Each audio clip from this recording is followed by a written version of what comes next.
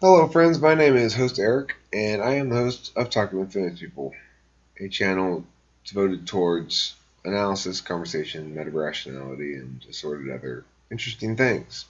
Populated primarily by NTs, a community that welcomes all, however, and encourages all to participate in our periodic GoToMeeting sessions. Having said that, let's get right into this ENFP identity build assessment. I decided to start with the ENFP. I might make these for each of the types. So first, let's talk about the stereotypes. There's an illusion of banality about the ENFP that is, for sure, an illusion. The ENFP is easy to stereotype, but this means that the ENFP is easy to misunderstand because ultimately he or she is two very different people in one body, one visible, the other unseen. The visible side displays a surface quality. The ENFP has a deftness with language for sure, and can use the simple approaches of talking more and louder when young to maximize that. The individual, therefore, may often present as shallow or even ditzy as their emotion-bedded ideas take turns being possible. So, basically, ENFP is not running their ideas through TI, but instead through FI. This is the second slot. If you're an ENFP and you know about the cognitive function model, then you may know that you have as your dominant function extroverted intuition. It's your main creative function. Your second function is going to be introverted feeling. Like the ENTP, which is what I am, you have SI in the fourth slot because we have the same 1-4. And then as your third function, you've got extroverted thinking. So ENFPs tend to understand that their judgments are, as derived through FI, don't actually hold muster externally. And additionally, the ENFP does not default toward negating and never becomes comfortable with the exacting but brutal precision of TI. Thus, the ENFP develops early on a habit of presenting multiple alternatives rather than determining conclusively which of the alternatives they affirm. So what I mean here is the ENFP is not by nature interested in telling other people why they're wrong. They're interested in telling other people why they are right, why the ENFP is right about a given perspective. That perspective may be fairly vaguely laid out. It's not necessarily going to be concrete in its efficacy, especially if it's some sort of political action. But remember, there's a lot of stuff in life that the ENFP may feel passionate about that's not related to public policy of any sort. And those are the projects the ENFP ought to embrace to the best of their ability. Those are where they really help people, is when they start engaging with them directly on a person-to-person level, trying to make something happen together, as opposed to leading some sort of political cause or something where they're not made to negate, they're made to affirm. But negating is the way that we really check our positions for accuracy. And so ideally ENFP would direct their energies towards things that require less proficiency in TI or less habitual use of TI. Not that ENFPs aren't very smart. They are very smart. Believe me, I'll tell you how smart they are. I have my policy coach, my policy debate coach, the coach that's got to be super, super smart. He's an ENFP. My previous policy debate coach was also an ENFP. This NE is powerful, powerful stuff.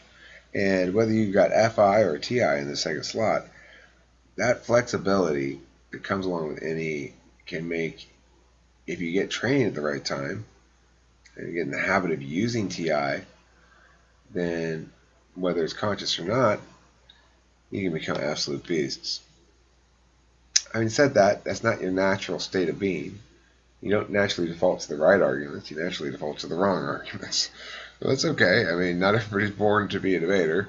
ENFPs are pretty damn close, though. So once you learn those, how to shift your perspective to argue different arguments, or once you learn to simply listen to me and make the arguments I tell you to make or whatever, you're the beast.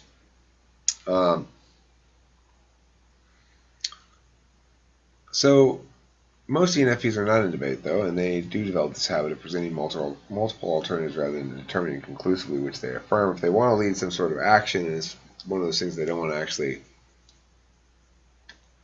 affirm conclusively, then they'll try to leave the specifics kind of vague and just promote the general idea of like, well, capitalism's bad, so let's have a down with capitalism party, something like that, you know.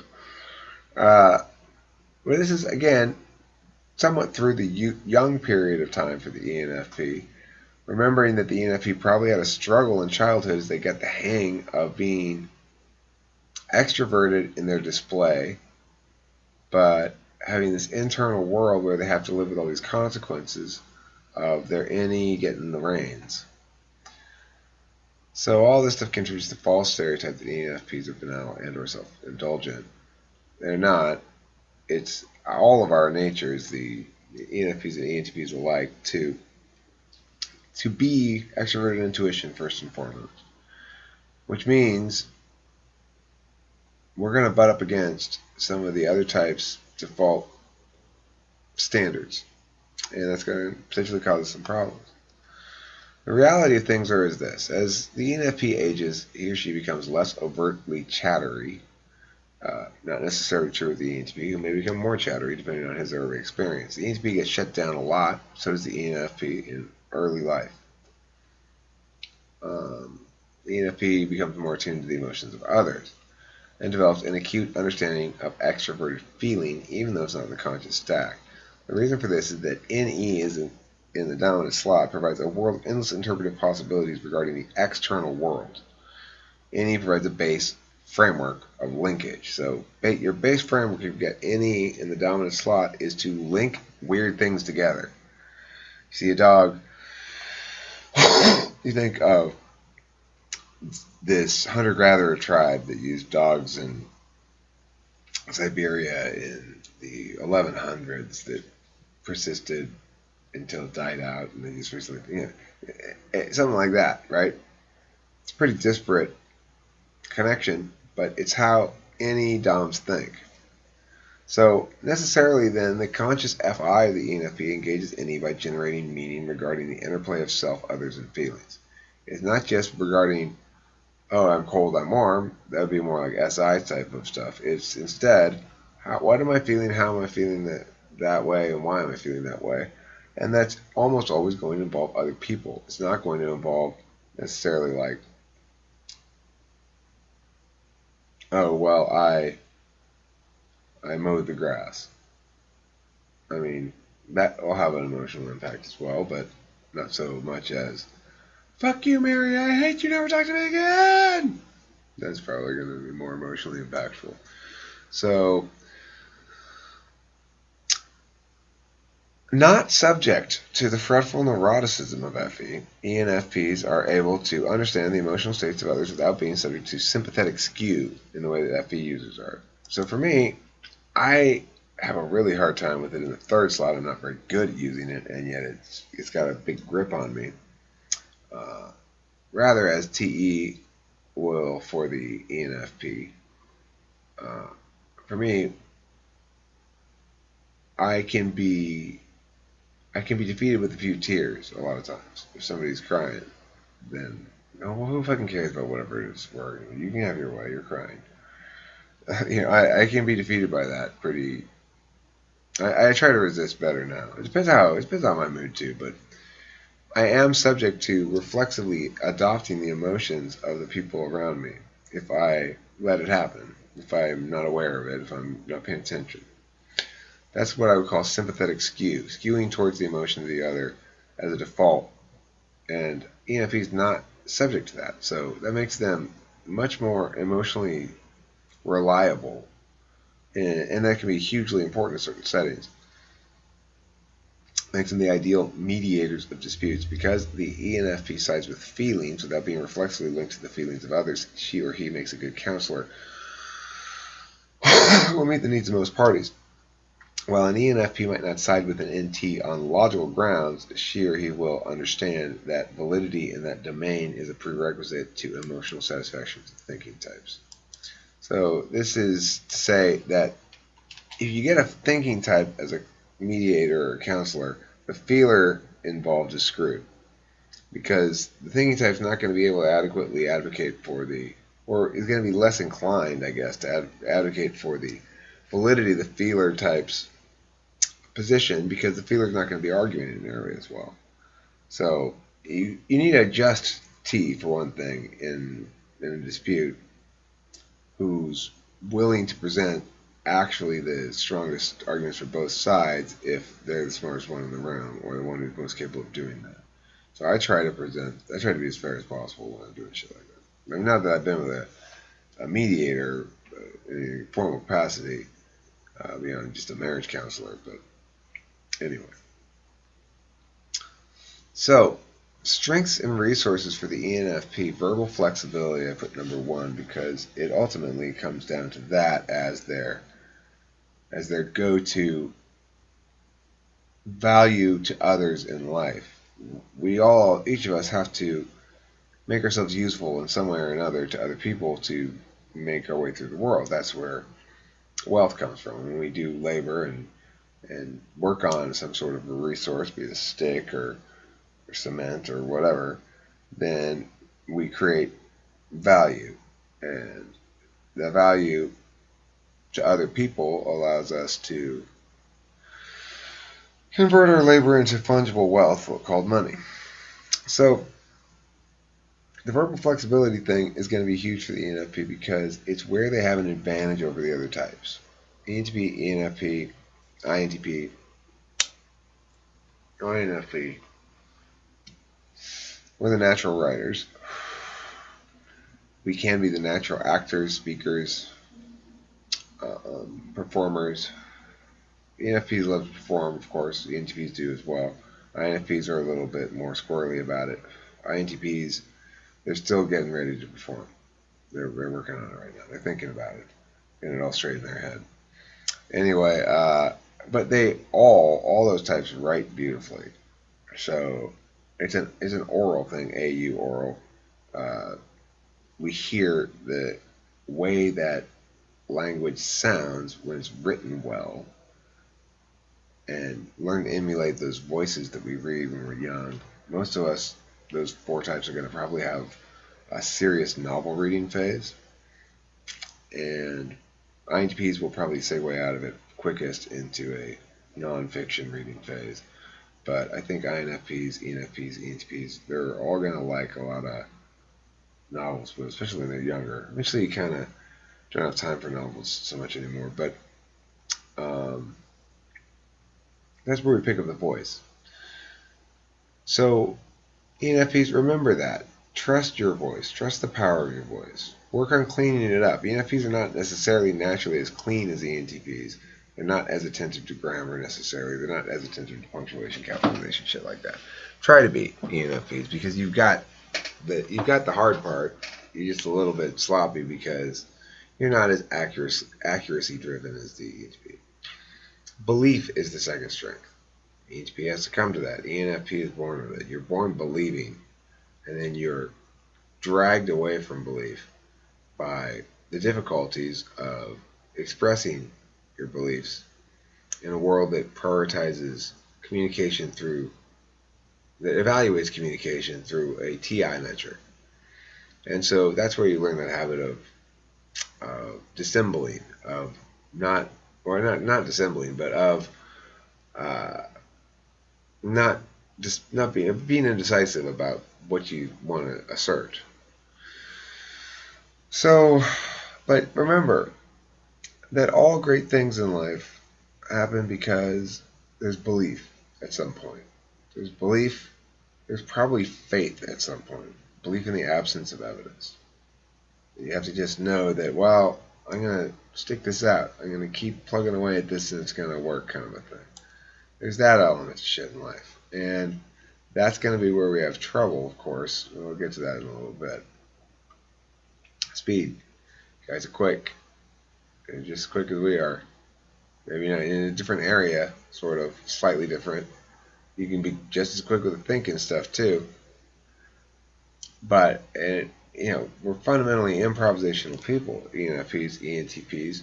You guys can be thrown onto something, right? Here you go. You had no idea you were going into this room right now, and you had to do all this stuff.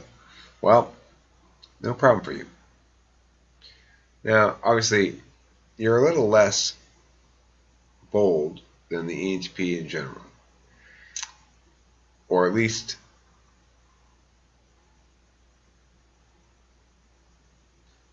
you are less inclined to have an 8 in your Enneagram tri-type. If you are unfamiliar with Enneagram or haven't explored that before in great depth, I'd suggest you figure out your tri-type. I'm a 783 or 738, I'm not sure, but probably 783. Anyway, regardless, it's the same tri-type as far as the name goes. I always think those things are informative, so check that out if you haven't yet. You can find that on the internet, wherever. Associative leapage. So this is about the way that we think and the nature of non-lateral thinking, the way that these associations can be so widely disparate that they can lead to some remarkable new insights. The ENFP is absolutely capable of that as well, though it may not be quite as fancy sounding what they're having insights about. Also, concern. ENFP doesn't have to learn why they have to be good, decent people. They don't have to learn that others are impacted by their actions. They don't have to learn that it matters how other people feel. ENFP has to learn that. It doesn't come naturally to us. We accept a world where it doesn't matter how we feel. So we kind of expect everybody else to be like that too. But ENFP cares. They're caring. And I, for one, value that highly. They're not going to bust your chops, probably. Me, I'll probably bust your chops. Areas to manage. So I think the biggest thing that certain types have to deal with first and foremost is the internalized ontological violence. What I mean by that is, in an NE-DOM, I went through it, you went through it if you're an ENFP. Basically, it's the world telling you to shut up, that you're too much, they don't want to hear any more of this, they don't want to play. They don't want to play anymore. And they want you to stop playing. As much as possible, be like everybody else, they tell you. Well, what they should be telling you is you need to find the right platform in which to play more. And you need to make the play that you're dumping in front of us right here, you need to make that into something meaningful, something productive, something lasting, something you can keep track of. Remember, we have SI in the fourth slot. We're not good at understanding our own identities. So we have to avoid believing that there's something wrong with us. And if you're watching this video, you may have internalized the fact that there's something wrong with you. There's nothing wrong with you. But there's something wrong with everybody else who wants to make us fit into holes that we don't fit into, right? We're square pegs, we don't fit into those round holes. When we try to follow their rules and their lies, we misdirect our energies. That's not what we're supposed to be doing. We're not supposed to be wasting our time worrying about stupid shit.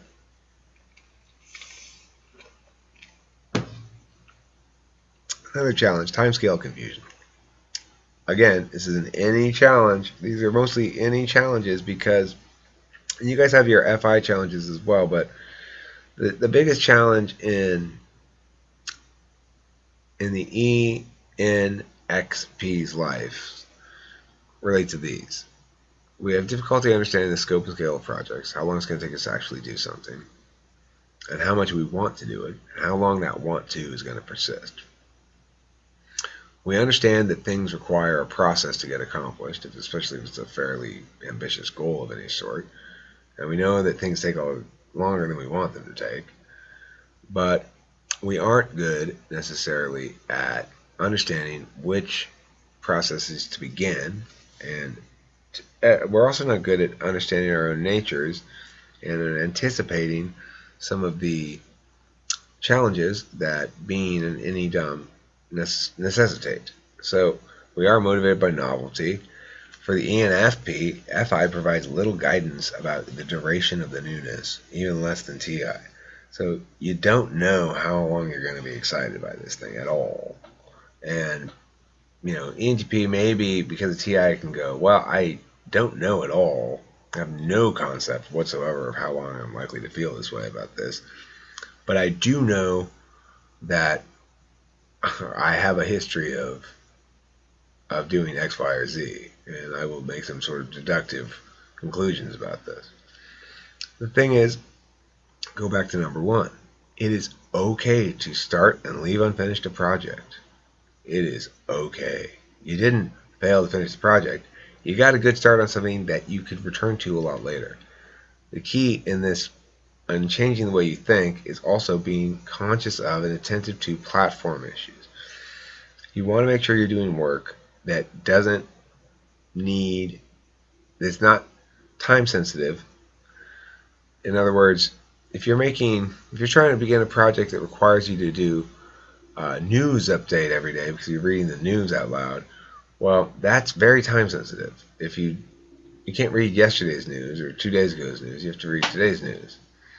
And if you're going to be a regular news thing, then you have to read today's news every day, pretty much. And all that kind of stuff, right? And you're going to be constrained by just doing that. So there's a challenge in finding platforms or ways to do projects that give you the flexibility you want, and you probably won't find them. So what you'll end up doing is starting a project, back burnering it, moving on to something else. That's okay. Just make sure you keep all the work that you did. Make sure you're doing work that once it's done is put in a bank of some sort. Like I don't lose that work ever. So I've learned. I kind of stopped paying attention to this class after the first couple of weeks. But the first couple of weeks I fucking busted my ass and worked really hard. I've got that knowledge that I learned in my head in the bank. I can cash that out anytime and it never goes away. So if there's a test and I can bullshit in some way and use what I do know to bullshit some stuff that I don't know, maybe, there's all sorts of things open up when you understand that the work you've already done is banked like that. It's not going anywhere. So, okay, you've got 50 half-finished projects. That's okay. Allow yourself to go back to one of them and do a little bit more work on it. Don't finish it if you don't feel like it. Allow yourself to go back and play with your old shit and be like, oh, that was cool. I like that thing. And then maybe you start working on it, right? So remember this as well. Fourth slot SI means scheduling challenges. We're likely both ENTP and ENFP, but I think ENFP probably a little more even, to sort of double book themselves, to schedule more things than they really can fit in their schedule, to not understand, again, how much work something's going to be or how much time it's going to require or how you're going to feel about it later. So all those kind of scheduling challenges plus novelty plus that kind of thing makes it a difficult process for the ENFP to pick a course and proceed down it. And yet pick a course we must, they and we, the ENTPs. Because this third one, I just wrote one sentence here, but I'll talk about it more than that. The ENFP needs to actualize externally. I got this idea from Carolyn W. something Wiskoska, and she's a YouTube video maker. She's an INFJ, and really good insight about the NE-DOMs and how they need to actualize externally. I understand it to be a consequence of the following reality. With SI in the fourth slot, we don't have a good sense of who we are. We're not managing our own identity through time very well because we're always thinking about other possibilities. Possibilities about ourselves, possibilities about other things, possibilities about people, possibilities about ideas, whatever it is. That we don't spend time necessarily, definitionally, since we're spending time doing that, we're not spending time building a clear and consistent and well-maintained vision of who we are in our own head. We're not keeping the family photos all organized. We're not rehashing in our head that nice experience with the family at the barbecue the other day. If we are, we started there, but now we're thinking about Eskimos.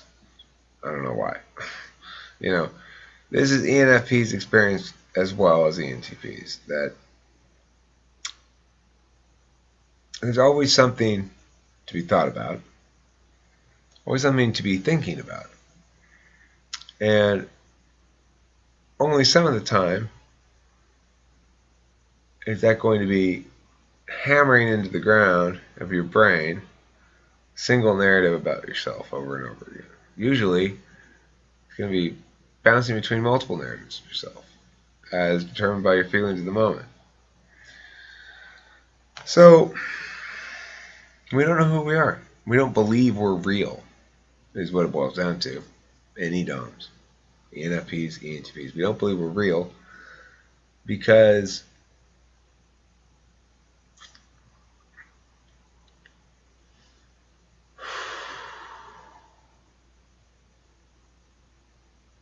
well, for different reasons, but same thing, same outcome. ENFP doesn't believe they're real because, number one and first and foremost and main reason is they exist in a world where they're concerned about what's not in front of them, what's not there, never what's there. How could this be different? Where's the vulnerability? Now for them, they're looking at risk through a different angle. They're not looking at it through consistency, logical consistency, conditionality, web, defensibility on argumentation. They're looking at it, nevertheless, as vulnerability. It's vulnerability to the attacks of others, the diminishments of others, the comparison by others of the ENFP to a standard that the ENFP is not designed to meet. The ENFP is not supposed to be that organized person who attends to all of his or her shit like they're supposed to, and blah, blah, blah, blah, blah, blah, blah, blah, blah. And all of the character education stuff that we get when we're kids, right? Well, you're showing lack of character because you lack discipline. Showing lack of character because you're not conscientious enough, you don't follow through. Showing lack of character because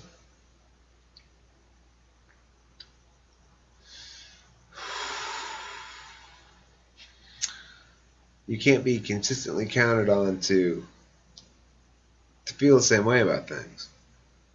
Well, those aren't character issues, those are type issues.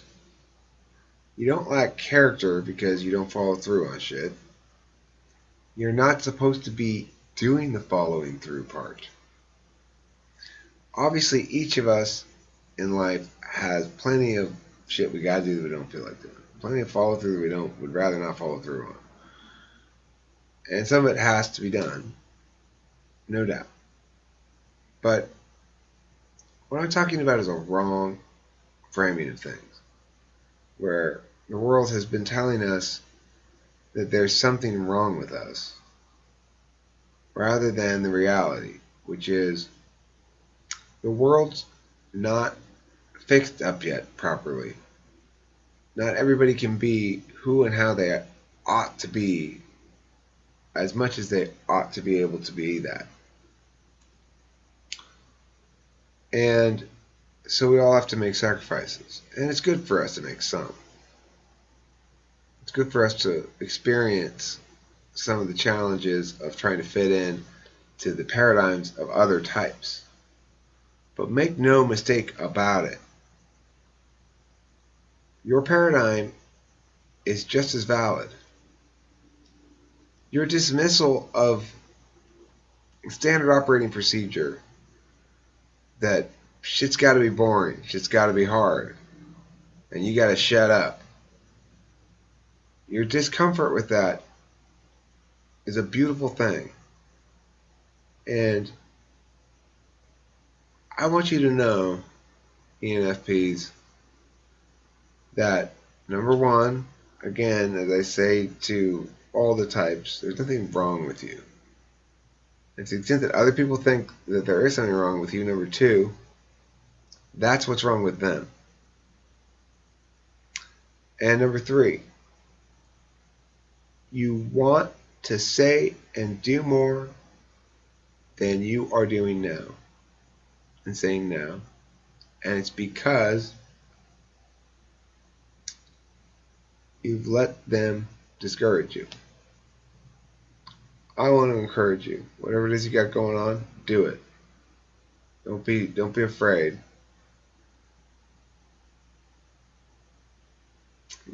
They were lying to us. They were lying to you. ENFP, you've got a remarkable amount to offer the world. And let's not waste our time with self-loathing that people of limited understanding and with limited intentionality imposed upon us as an unmeetable standard with the effect only of handicapping us. I wish you well in your journey as an Any-Dom. As your fellow Any-Dom, I will remind you, it's pretty badass fucking dominant function. So, don't forget to enjoy it. Thanks for watching. Have a great day.